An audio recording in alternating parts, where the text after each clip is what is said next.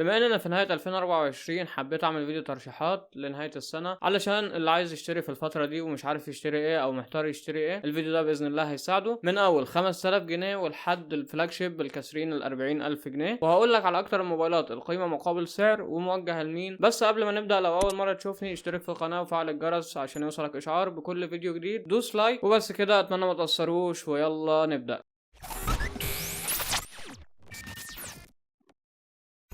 السلام عليكم ورحمة الله وبركاته، اهلا بيك يا غالي في فيديو جديد، فيديو ترشيحات المنتظر واللي كلكم اخترتوه لما نزلت استطلاع رأي على المنتدى في القناة عندي. كلكم ما شاء الله اجمعتوا على فيديو الترشيحات. بس قبل ما نبدأ حابب انوه على حاجتين مهمين. اولا، اي موبايل من سامسونج هيكون من غير شاحن في العلبة ولا سكرين ولا جراب، فدول هتشتريهم بشكل منفصل. تاني حاجة ان سرعة الشحن عند سامسونج 25 واط، مفيش اكتر من كده. ونبدأ على طول. اول فئة سعرية معانا هتبقى الفئة الاقتصادية اللي هي من 5000 جنيه لحد 7000 جنيه، وفي السعر ده قدامك 3 موبايلات بس ما تجيبش غيرهم. اول موبايل الانفينكس هوت 50 اي. الموبايل بيجي بالكامل من البلاستيك مع وزن 184 جرام، وعندك مدخل سماعات ومقاوم لرذاذ الماء بشهاده اي بي 54، ودي حاجه كويسه ان هو في شهاده ضد الميه اصلا. والموبايل بيجي بمعالج من شركه ميديا تك الهيليو جي 81، معالج ثماني النواه بتردد بيوصل ل 2 جيجا هرتز وبدقه تصنيع 12 نانومتر. هيديلك اداء معقول على سعره، لكن ما تتوقعش انه اقوى اداء. هو ممكن يشغل لك بابجي مثلا على 30 او 40 فريم، ممكن ما يكونوش مستقرين. اعتقد على 30 فريم هتكون اكتر استقرار يعني. اما في الاداء اليومي العادي فالموبايل هيكون معاك كويس جدا. الشاشه من نوع اي بي اس بتردد 120 هرتز وبدقه اتش دي بلس، بسطوع قليل 500 شمعه بس، والشاشه بحجم 6.7 بوصه. وما تسالنيش ازاي، بس انفينكس في الموبايل ده حاطالك اولويز اون ديسبلاي. انا ما اعرفش ازاي حطيتها في شاشه اي بي اس، بس انفينكس عملتها. الموبايل بيجي بكاميرتين في الظهر الاساسيه بدقه 50 ميجا بكسل، والكاميرا الثانيه ملهاش لازمه، مجرد عدسه مساعده مش اكتر، وفلاش ليد. والكاميرا الاماميه بدقه 8 ميجا بكسل، وبرضه عندك فلاش ليد امامي. الموبايل بيصور فيديو بالكاميرا الخلفيه بجوده 2K مع 30 اطار في الثانيه، او 1080 بكسل او 720 بكسل مع 30 اطار في الثانيه، ودي جوده حلوه بالنسبه للسعر. والموبايل هيطلع لك صور وفيديوهات بجوده كويسه مقارنه بسعره. المساحه بتبدا من 128 جيجا او 256 جيجا مع 4 او 6 جيجا رام، وتقدر تركب كارت ميموري لحد 2 تيرا. الموبايل فيه صوت ستيريو، ميزه حلوه، وعندك بصمه في زرار الطاقه ادائها كويس. والموبايل فيه مستشعر تقارب وبوصله وجايروسكوب، لكن مش متاكد اذا كانوا هاردوير ولا سوفت وير، مش مكتوب، لكن اعتقد انهم سوفت وير خصوصا سنسور التقارب. البطاريه بحجم 5000 ملي امبير مع شحن بقدره 18 واط. وعلبه الموبايل بيجي فيها كل حاجه حرفيا، جراب وسكرين او شاحن وسلك الشحن ودبوس الشريحه وسماعات. وتقريبا كده شركه انفينكس الوحيده اللي بتحط السماعات حاليا في موبايلات. الشركه دي ما فيهاش تطور على فكره، يعني دلوقتي الناس بتشيل الشواحن من العلب، بيشيلوا ممكن سلك شاحن مثلا.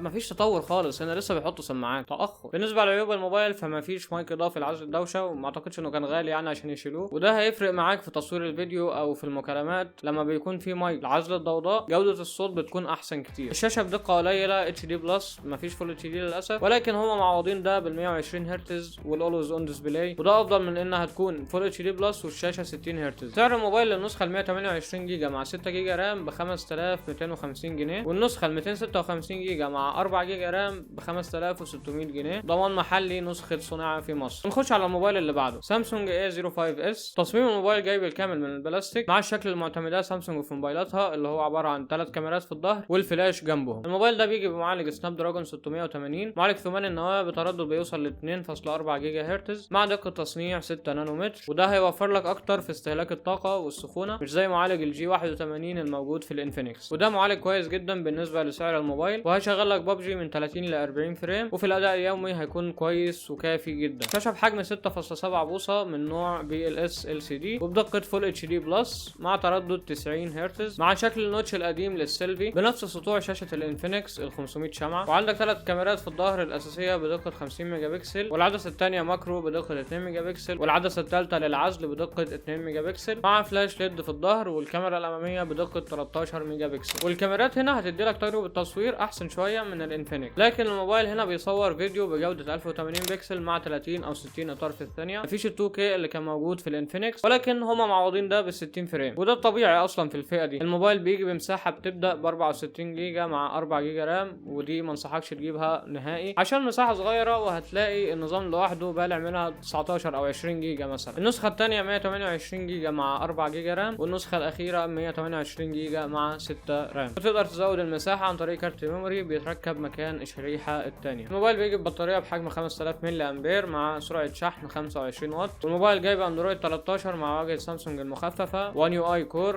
5.1. عندك مايك اضافي لعزل الضوضاء، بصمة في زرار الباور. سعر الموبايل للنسخة ال 128 جيجا مع 4 جيجا رام ب 5800 جنيه، والنسخة ال 128 جيجا مع 6 جيجا رام ب 6600 جنيه. والنسخة دي ما انصحكش تشتريها علشان في موبايل تاني جاي في الفئة دي بمواصفات احسن وبنفس السعر. عيوبه السماعات مونو مش ستيريو وشبكات ضعيفة، فلو انت مكانك ما فيهوش شبكة قوية ما انصحكش ابدا باي موبايل سامسونج عموما في الفئة الاقتصادية. وما فيش مستشعر بوصلة ولا جيروسكوب، وسطوع الشاشة ضعيف، لكن هو بالنسبة للمعالج والكاميرات فهو كويس جدا بالنسبة لسعره. نخش على الموبايل اللي بعده وهو السامسونج ال A15، ومن رأيي الموبايل ده هو افضل قيمة مقابل سعر في الفئة اللي هو فيها. بالنسبة للتصميم فهو نفسه شكل الخامات بتاعة ال A05s. المعالج ميديا تك G99، كمان النواة بتردد 2.2 جيجا هرتز وبدقة تصنيع 6 نانومتر. والمعالج ده اداؤه احسن شوية من ال 680 الموجود في ال A05s، ومدعوم اكتر في الالعاب، هيديلك اداء مستقر اكتر في الالعاب ومش هتحس بتقل في المهام اليومية. الشاشة بحجم 6.5 بوصة بدقة فول اتش دي بلس من نوع سوبر اموليد وبتردد 90 هرتز مع سطوع 800 شمعة. وبالنسبة للسطوع من 500 شمعة ل 800 شمعة بيكون الفرق محسوس على ارض الواقع. يعني لو جبت ال A05s وقارنته بال A15 في سطوع الشاشة تحت اشعة الشمس هتلاقي ان ال A15 شاشته واضحة اكتر معاك. وبرده الشاشة فيها شكل النوتش القديم للكاميرا السيلفي في نص الشاشة، لكن الشاشة في الموبايل ده ممتازة وفعلا انت مش هتلاقي زيها حتى في فئة ال 8 او 9000 جنيه مش هتلاقي شاشة بجمال الشاشة دي، باستثناء طبعا شكل النوتش القديم والحواف الكبيرة قوي في الشاشة دي. لكن هي كمشاهدة محتوى او العاب الشاشة ممتازة. 3 كاميرات في الظهر، الاساسية بدقة 50 ميجا بكسل، والثانية الترا وايد بدقة 5 ميجا بكسل، والثالثة ماكرو بدقة 2 ميجا بكسل مع فلاش ليد في الظهر، والكاميرا الامامية بدقة 13 ميجا بكسل. وهتاخد تجربة تصوير جيدة جدا من الموبايل ده، احسن شوية من ال A05s واحسن بكتير طبعا من الهوت 50 اي اللي في اول الفيديو. والموبايل بيصور فيديو بجودة 1080 بكسل مع 30 اطار في الثانية. نفس البطارية بتاعت ال A05s ال 5000 ملي امبير مع شحن 25 واط. والموبايل جاي باندرويد 14 مع واجهة One UI 6.1. عندك بصمة في زرار الطاقة، وعلى غير العادة سرعة البصمة هنا كويسة جدا مش بطيئة كعادة سامسونج. دعم لل NFC، وعندك مايك اضافي لعزل الضوضاء، ومستشعر تقارب سوفت وير، ومستشعر بوصلة، وعندك مدخل السماعات 3.5 مللي. الموبايل بيجي بمساحة 128 جيجا مع 4 او 6 او 8 جيجا رام، او 256 جيجا مع 8 رام. تقدر تزود المساحة عن طريق كارت ميموري بيركب مكان الشريحة الثانية. سعر الموبايل النسخة 128 جيجا مع 4 رام ب 6500 جنيه، والنسخة 128 جيجا مع 6 جيجا رام ب 7200 جنيه. ودي اللي انصحك تشتريها. لو عايز رأيي فدي هي انسب نسخة تشتريها، سعرها معقول على المواصفات اللي الموبايل بيقدمها ومساحة كافية جدا. النسخة 256 جيجا مع 8 رام ب 8500 جنيه. وانا مش عارف ليه ال 1300 جنيه زيادة دي، الحقيقة انت ما غيرتليش حاجة في الموبايل، مجرد مساحة. بالنسبة للعيوب فصوت الموبايل مونو مش ستيريو، لكن الصوت عالي وكويس. حواف الشاشة كبيرة وبالاخص الحافة السفلية، غير انها جاية بشكل النوتش القديم، ومفيش خاصية الاولويز اون ديسبلاي رغم ان الشاشة هنا سوبر اموليد. يعني انفينكس حطتها لك في موبايل ب 5200 جنيه، والاهم من كده انه شاشة IPS مش اموليد حتى، وسامسونج مستكتراها على شاشة سوبر اموليد. ومفيش تثبيت في الكاميرات من اي نوع، لا EIS ولا OIS. وتصوير الفيديو 1080 مع 30 اطار في الثانية بس، معرفش ليه شالوا 60 فريم صراحة. وبرده الشبكات ضعيفة خصوصا في الواي فاي، لكن هتاخد شاشة ممتازة من الموبايل ده مع كاميرات بتقدم اداء كويس جدا ومعالج اقوى. ومن رأيي لو هتجيب ال A05s وتقدر تزود وتجيب ال A15 فالافضل طبعا انك تزود وتجيب ال A15 لانه افضل من ال A05s في كل حاجة تقريبا. نخش على الفئة اللي بعد كده وهي فئة من 7000 لحد 10000 جنيه. في الفئة دي عندك موبايل واحد اللي هو السامسونج ال A25. تصميم الموبايل جاي بالكامل من بلاستيك بشكل النوتش القديم برضو، مع حواف اصغر شوية من ال A15 ولكنها ما زالت كبيرة. الموبايل بيجي بشاشة بحجم 6.5 بوصة من نوع سوبر اموليد دعم لحد 1 مليار لون بدقة فول اتش دي بلس وبتردد 120 هرتز وسطوع 1000 شمعة، وده يعتبر سطوع عالي وهتبقى شايف الشاشة بوضوح تحت أشعة الشمس المباشر. وهتاخد تجربة ممتازة من الشاشة دي سواء في الألعاب أو في مشاهدة المحتوى. شاشة ألوانها ممتازة بدقة عالية و120 هرتز. الموبايل جاي بمعالج الإكزينوس 1280، معالج ثماني النواة بتردد بيوصل ل 2.4 جيجا هرتز وبدقة تصنيع 5 نانومتر. هيديلك أداء ممتاز في المهام اليومية وأداء كويس جدا في الألعاب. ببجي ممكن من 30 ل 40 فريم مستقرين. وعلى فكرة معالج زي ده المفروض إنه يدي فريمات أعلى شوية من كده أو يدي استقرار أعلى كمان، ولكن مشكلة معالجات إكزينوس أغلبها مش مدعوم قوي في الألعاب. الموبايل جايب 3 كاميرات في الظهر، الأساسية بدقة 50 ميجا بكسل بمثبت بصري OIS، والعدسة الثانية الترا وايد بدقة 8 ميجا بكسل، والعدسة الثالثة ماكرو بدقة 2 ميجا بكسل وجنبهم فلاش ليد، والكاميرا الأمامية بدقة 13 ميجا بكسل. الموبايل بيصور فيديو بجودة 1080 1080 بكسل او 4K مع 30 اطار في الثانيه، وده الموبايل الوحيد اللي بيصور 4K بالنسبه للسعر بتاعه، وتصوير فيديو سيلفي 1080 بكسل مع 30 اطار في الثانيه. والموبايل ده هيديلك تجربه تصوير ممتازه خصوصا في تصوير الفيديوهات، لان معالجات اكزينوس مدعومه اكتر في تصوير الفيديوهات. فعموما الموبايل ده هيديلك تجربه تصوير ممتاز. الموبايل جاي بصوت ستيريو ممتاز مع مدخل 3.5 مللي، وعندك NFC و5G، ومستشعر بوصله وجيروسكوب حقيقي، ومستشعر التقارب سوفت وير، وبصمه في زرار الطاقه. والموبايل جاي باندرويد 14 مع واجهه One UI 6.1، والموبايل داعم لحد 4 سنين تحديثات. عندك برضو نفس البطاريه ال 5000 ملي امبير، والشحن 25 واط. وبالنسبه للمساحه فعندك 3 نسخ، 128 جيجا مع 6 او 8 رام، او 256 جيجا مع 8 رام. وكمان تقدر تزود المساحه عن طريق كارت ميموري مكان الشريحه الثانيه. سعر الموبايل للنسخه ال 128 جيجا و6 رام ب 8800 جنيه، وللنسخه ال 256 جيجا مع 8 رام ب 10800 جنيه. بالنسبه للعيوب فبرضه الشبكات ضعيفه وخصوصا في الواي فاي، وشكل النوتش القديم مع حافه سفليه كبيره نوعا ما، والمعالج مش مدعوم في الالعاب بشكل كافي، لكن في الاستخدام اليومي فهو ممتاز. مستشعر مكالمات سوفت وير مش هاردوير، ومفيش حمايه ضد الميه من اي نوع، حتى IP53 مش موجوده. والموبايل ده من رايي هو افضل موبايل قيمه مقابل سعر في السعر بتاعه، باستثناء طبعا سرعه الشحن لكنها تعتبر مقبوله في السعر ده، والشبكات وحواف الشاشه كبيره. لكن غير كده فالموبايل بيقدم لك شاشه ممتازه مع تجربه تصوير ممتازه سواء في الفيديوهات او في الصور العاديه. ولو دورت على موبايل غيره في الفئه دي مش هتلاقي موبايلات بنفس مستواه، ولو لقيت بنفس المستوى فهيكون معدي الفئه دي، هيكون داخل في 11-12000. وعموما في الفئه دي ما عندكش غير الاي 24 والريلمي 11 4G والريدمي نوت 13. ريدمي نوت 13 بالنسبه لي ما يستاهلش سعره نهائي على المواصفات اللي بيقدمها، مفيش مواصفات اصلا. والريلمي 11 4G حاليا بيخلص من السوق فصعب تلاقيه، وغير انه اقل منه في الكاميرات، لكن الريلمي احسن بس في سرعه الشحن 67 واط وشكل الشاشه الافضل. هتقول لي طب والريلمي 12 4G؟ هقول لك هو جايب نفس المعالج اصلا بتاع النوت 13 4G، يعني النوت 13 4G والريلمي 12 4G تقريبا داخلين في حوالي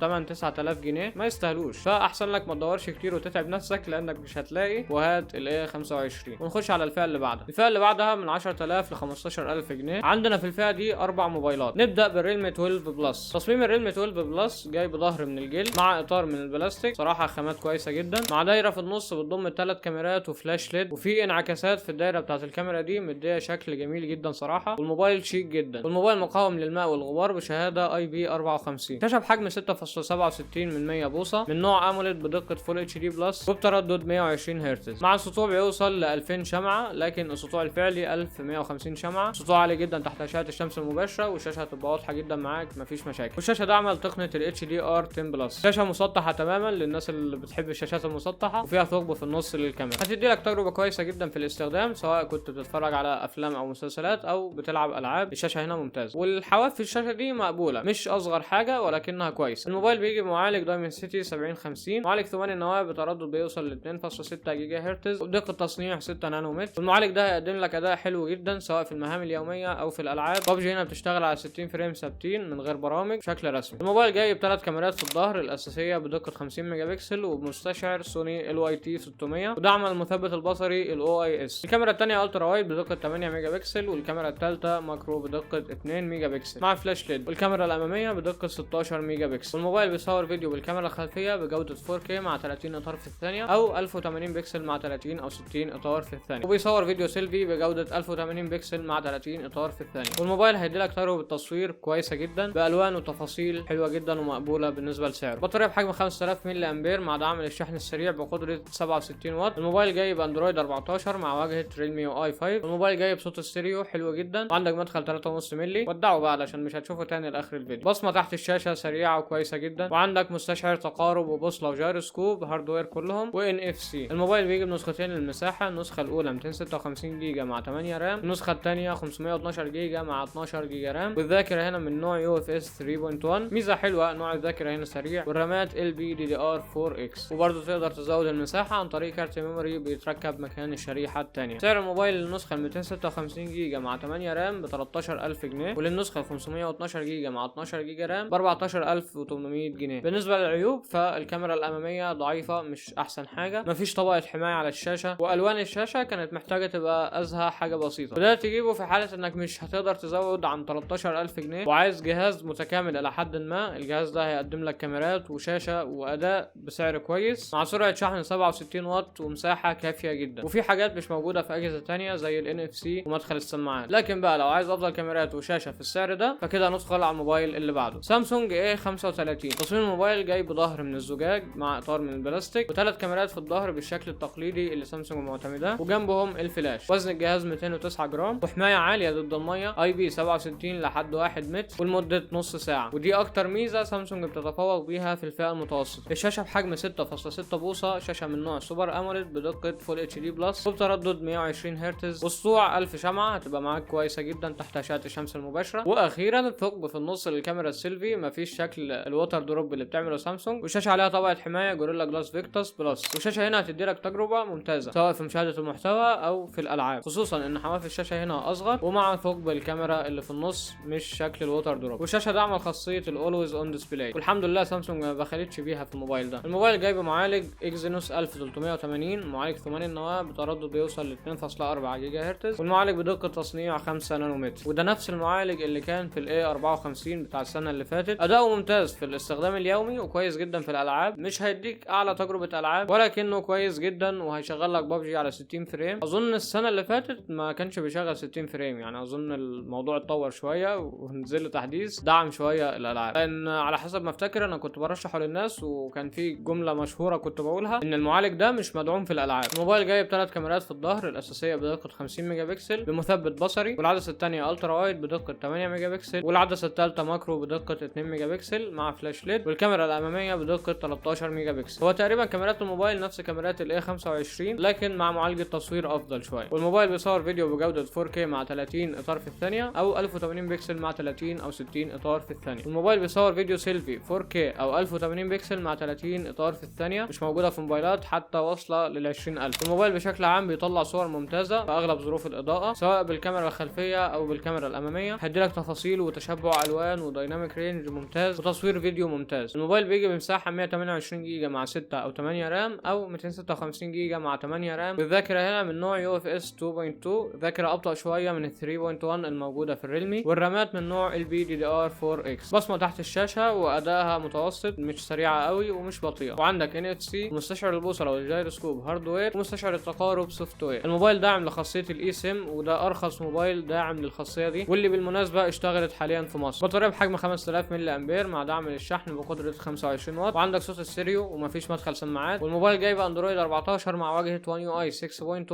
ودعم لحد 4 سنين تحديثات. سعر الموبايل للنسخه ال 128 جيجا مع 8 رام ب 13900 جنيه، والنسخه الكبيره 256 جيجا مع 8 رام ب 15000 جنيه. عيوبه مفيش مدخل 3.5 ملي، الشبكات متوسطه مش اقوى حاجه، ومستشعر مكالمات سوفت وير هو اداؤه كويس لكن لو كان هاردوير كان هيكون افضل. وحواف الشاشه كانت محتاجه تكون اصغر شويه ولكنها مقبوله. الكاميرات في الاضاءات الضعيفه بتطلع صور بتفاصيل قليله. ضيف عليهم العيوب اللي قلتها لك في اول الفيديو، نسيتهم صح؟ ارجع لاول الفيديو بقى. الموبايل ده هيكون مناسب اكتر لو انت عايز افضل كاميرات، خصوصا لو بتتصور كتير او بتصور منتجات مثلا، الموبايل ده هيكون مناسب جدا ليك. او لو كنت بتحب تتفرج على افلام او مسلسلات كتير مثلا فالموبايل ده مناسب جدا ليك. الشاشه هنا ممتازه. طيب لو ما تقدرش تجيب الموبايل ده وما تقدرش تزود عن 11 او 12000 جنيه، هات السامسونج الاي 34. الموبايل ده برضو ممتاز واداؤه احسن شويه في الالعاب لكن مش بفرق كبير، وفي اغلب المميزات الموجوده في الاي 35 ولكن الاي 35 يتفوق في الكاميرات الافضل وشكل شاشه افضل وظهر زجاج. سعر النسخه ال 128 جيجا مع 8 رام بحوالي 11700 جنيه، والنسخه ال 256 جيجا مع 8 رام ب 13800 جنيه. نروح للموبايل اللي بعده وهو ريلمي 12 برو. تصميم الموبايل جاي بظهر من الجلد مع اطار من البلاستيك، وجاي بنفس الشكل بتاع عائله الريلمي 12، وهو الثلاث كاميرات والفلاش المحطوطين في دايره بتضمهم، وفيها نقشه كده وخط في نص الموبايل، وعموما شكل الموبايل جامد وشيك جدا. الموبايل وزنه 190 جرام وعليه حمايه ضد الميه بشهاده IP65. الموبايل بيجي بشاشه منحنيه من نوع اموليد بحجم 6.7 بوصه فول اتش دي بلس وتردد 120 هرتز، والسطوع متواضع شويه 950 شمعه، والشاشه داعمه لحد 1 مليار لون. وتجربه المشاهده هنا في الشاشه ممتازه جدا، وحواف الشاشه قليله جدا فانت هتاخد تجربه ممتازه سواء في الالعاب او في مشاهده المحتوى. المعالج سناب دراجون 6 جن 1، معالج 8 نواه بتردد بيوصل ل 2.2 جيجا هرتز وبدقه تصنيع 4 نانومتر، والمعالج ده تقريبا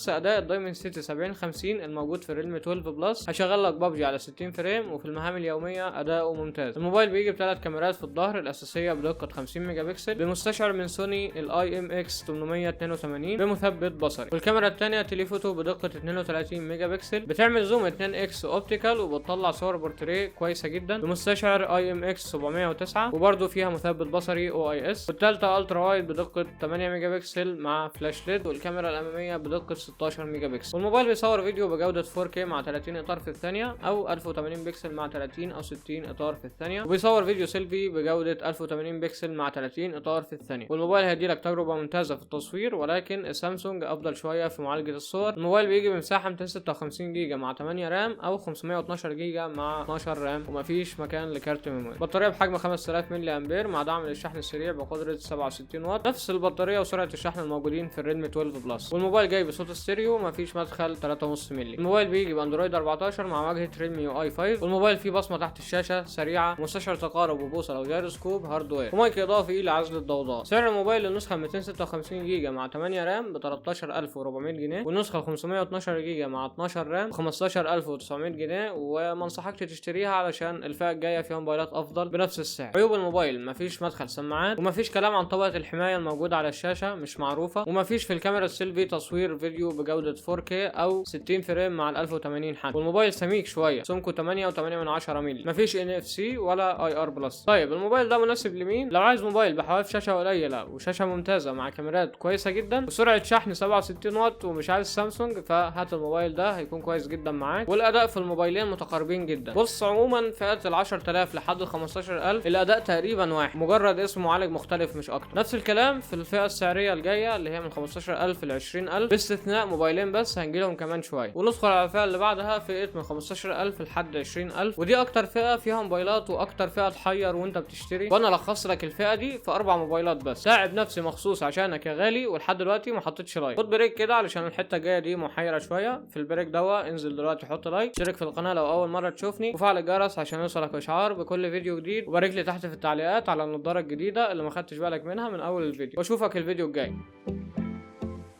خد هنا رايح فين. موبايلات الفئه دي 4 الموبايلات اللي تستحق الشراء وبتقدم مواصفات فعلا حلوه بالنسبه لسعرها، 4 بس في الفئه دي. وهنبدا اول حاجه بالسامسونج الاي 55. تصميم الموبايل جاي بظهر من الزجاج مع اطار من الالومنيوم. بص، سامسونج مش موفره ربع جنيه في التصميم، مديالك افضل خامات، وعندك لمعه خفيفه كده في الظهر مع شكل الكاميرات اللي معتمدها سامسونج. الموبايل مقاوم للميه والغبار بشهاده IP67، 1 متر لمده نص ساعه. بقول لك مفيش توفير. وزن الموبايل 213 جرام. شاشه سوبر اموليد بحجم 6.6 بوصه بدقه فول اتش دي بلس وبتردد 120 هرتز، والسرعه 1000 شمعه، ودعم لل HDR 10 بلس. وحواف الشاشه هنا ما اقدرش اقول انها صغيره، ولكنها مش كبيره قوي، مش هتضايقك في الاستخدام، والحواف كلها متماثله، وهتاخد تجربه ممتازه في الشاشه سواء بقى في مشاهده المحتوى او الالعاب. الشاشه عليها طبقه حمايه جوريلا جلاس فيكتاس بلس، وطبعا دعم خاصيه الاولويز اون ديسبلاي. بالنسبه للاداء، فالموبايل جاي بمعالج اكزينوس 1480، معالج 8 النواه بتردد 2.7 جيجا هرتز وبدقه تصنيع 4 نانومتر. والمعالج ده اقوى بفرق حلو عن ال 1280 الموجود في الاي 35 والاي 54 بتاع السنه اللي فاتت. اقوى بفرق حلو في المهام اليوميه وحتى في الالعاب، وبيشغل لك ببجي هنا على 60 فريم مستقرين. الموبايل جاي بثلاث كاميرات في الظهر الاساسيه بدقه 50 ميجا بكسل بمثبت بصري، والعدسه الثانيه الترا وايد بدقه 12 ميجا بكسل، والثالثه ماكرو بدقه 5 ميجا بكسل وفلاش ليد، والكاميرا الاماميه بدقه 32 ميجا بكسل. الموبايل بيصور فيديو بالكاميرا الخلفيه بجوده 4K مع 30 اطار في الثانيه او 1080 بكسل مع 30 او 60 اطار في الثانيه، ونفس الجوده كمان في السيلفي 4K مع 30 اطار في الثانيه او 1080 بكسل مع 30 او 60 اطار في الثانيه. والموبايل هيديلك تجربه تصوير ممتازه. معروفه كاميرات سامسونج في الفئه المتوسطه مكتسحه كل الموبايلات، مع تجربه تصوير فيديو ممتازه برضو سواء في الكاميرا السيلفي او في الكاميرا الخلفيه، وده الموبايل الوحيد في الفئه دي اللي بيصور فيديو 4K في السيلفي وهيديلك تجربه تصوير ممتازه. الموبايل جاي بمساحه 128 جيجا او 256 جيجا مع 8 رام او 256 جيجا مع 12 رام، وتقدر كمان تزود المساحه عن طريق كارت ميموري بيتركب مكان الشريحه الثانيه. الموبايل بيشيل شريحتين اتصال او شريحه وكارت ميموري، وداعم لخاصيه الاي سيم، لكن في النسخه اللي بضمان دولي مش الضمان المحلي. الضمان المحلي ما فيهاش اي سيم. صوت ستيريو، مايك اضافي لعزل الضوضاء، بصمه تحت الشاشه، ادائها كويس جدا، مستشعر تقارب سوفت وير ومستشعر جيروسكوب وبوصله هاردوير. والموبايل بيجي باندرويد 14 مع واجهه One UI 6.1 وداعم لحد 4 سنين تحديثات. نفس البطاريه 5000 ملي امبير مع دعم للشحن بقدره 25 واط.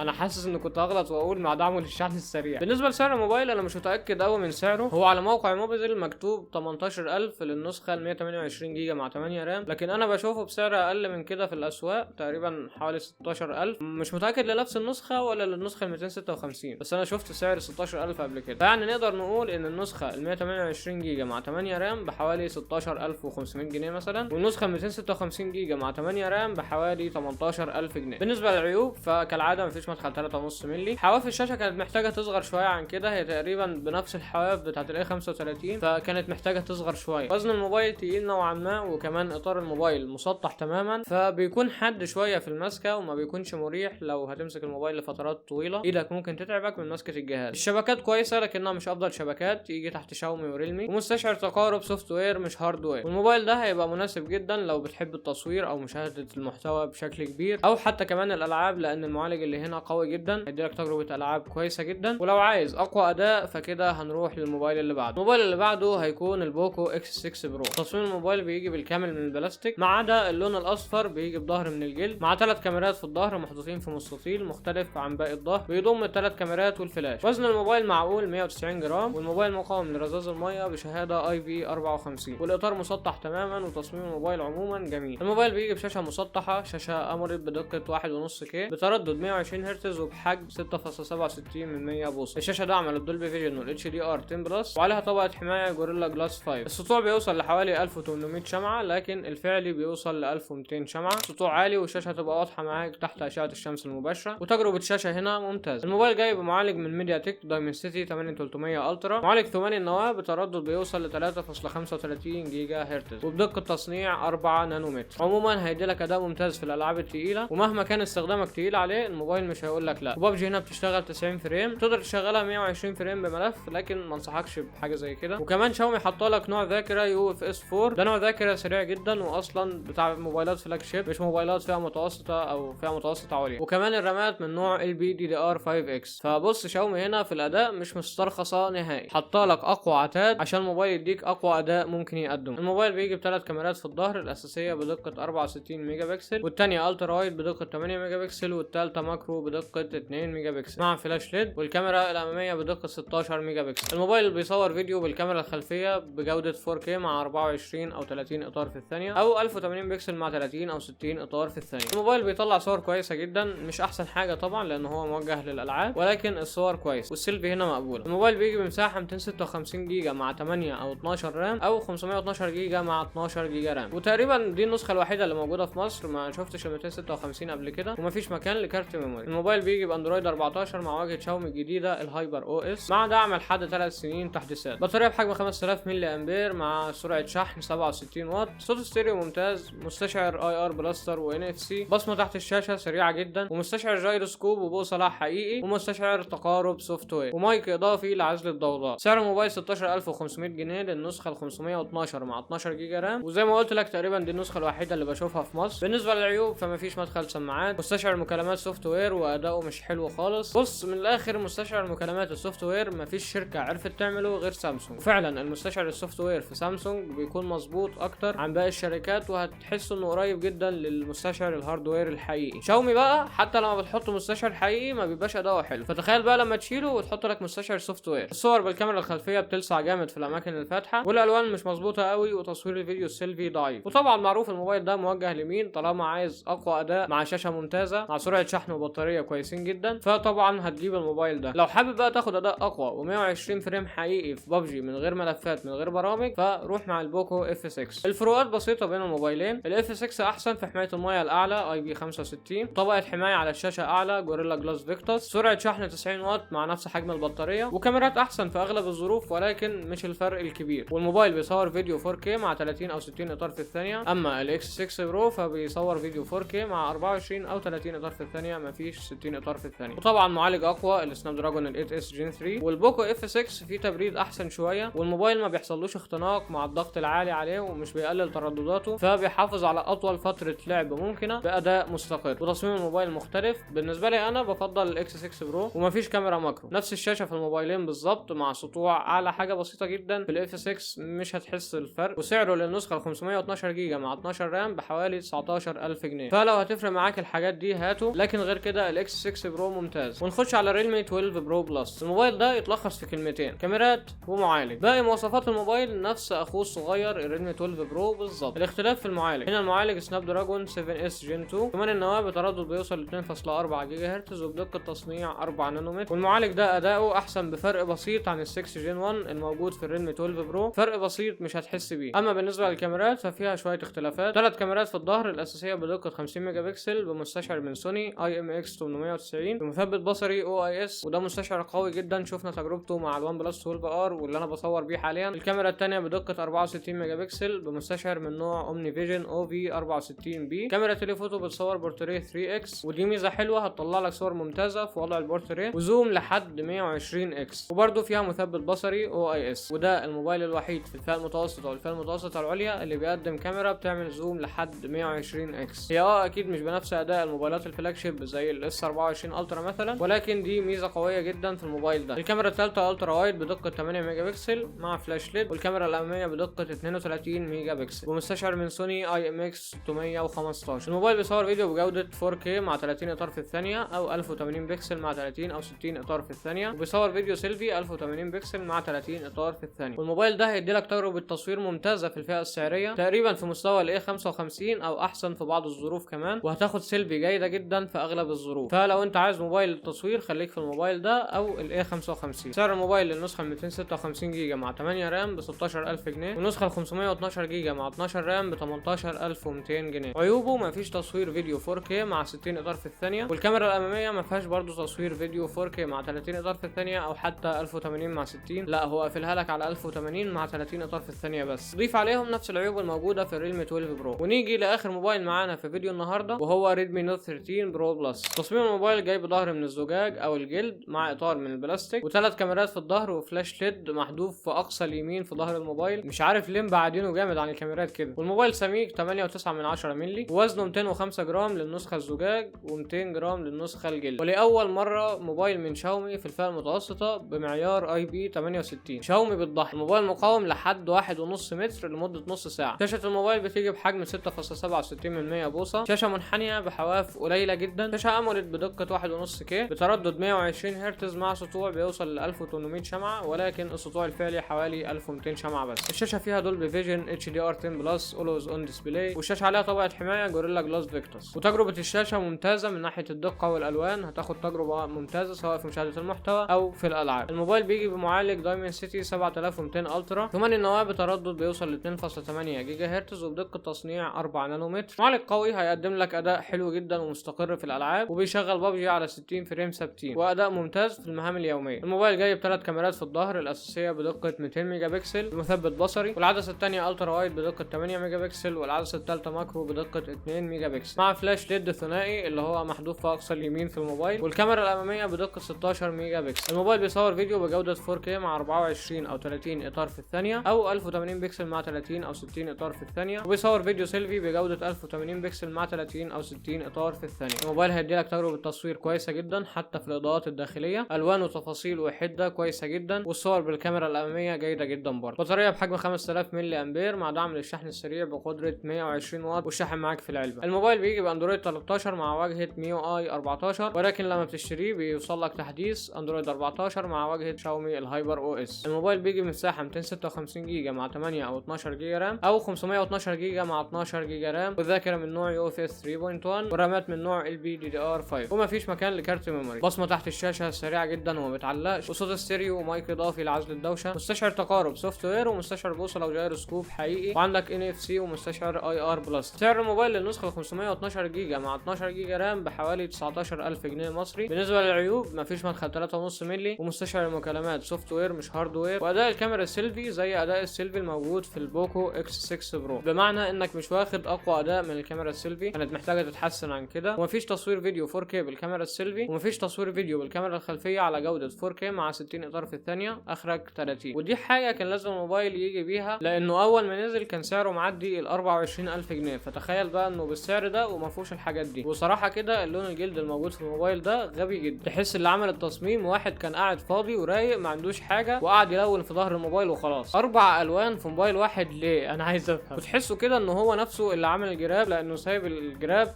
المستطيل كله اللي فوق مفتوح، فهو تقريبا سابه مفتوح علشان يوريك اللوحه الفنيه اللي هو عملها في ظهر الموبايل. بروز كاميرات عالي، واداء بطاريه مش احسن حاجه، هتدي لك تقريبا كالعاب من 3 ل 4 ساعات، لكن معاك شاحن في العلبه 120 واط سريع جدا، هيشحن لك تقريبا الموبايل في حوالي نص ساعه. لكن بالرغم من العيوب دي هو يعتبر الموبايل الاكثر تكامل في الفئه دي، بيقدم لك شاشه ممتازه مع كاميرات كويسه جدا يعتمد عليها باستثناء السيلفي طبعا، وبطاريه كويسه مع شحن سريع 120 واط، وهو الوحيد في الفئه دي اللي بسرعه الشحن دي. خامات حلوه جدا سواء جلد او ازاز، وكمان عندك مقاومه عاليه ضد الميه IP68. فلو عايز موبايل متكامل ارشح لك الموبايل ده بقوه. الكاميرات في الريلمي والسامسونج احسن شويه في المعالجه، ولكن ده جاي على حساب كذا حاجه. بالنسبه للسامسونج الاي 55 فهو جاي على حساب سرعه الشحن والعلبه الفاضيه اللي بيجي بيها الموبايل، لكن الريلمي فمعالج اقل شويه وسرعه شحن متوسطه، مش اعلى حاجه ومش اقل حاجه. وبكده نكون وصلنا لنهايه الجزء الاول من فيديو الترشيحات، وباذن الله الجزء الثاني هحاول انزله في اقرب وقت ممكن، هحاول ما اتاخرش باذن الله. والجزء الثاني هناخد من فئه ال20000 لحد فئه الفلاج شيب اللي هم كاسرين ال40 وال50000 والارقام الفلكيه دي. بس كده اتمنى تكونوا استفدتوا من الفيديو، ولو اول مره تشوفني اشترك في القناه وفعل الجرس عشان يوصلك اشعار بكل فيديو جديد، وما تنساش اللايك. اشوفك الفيديو الجاي، سلام.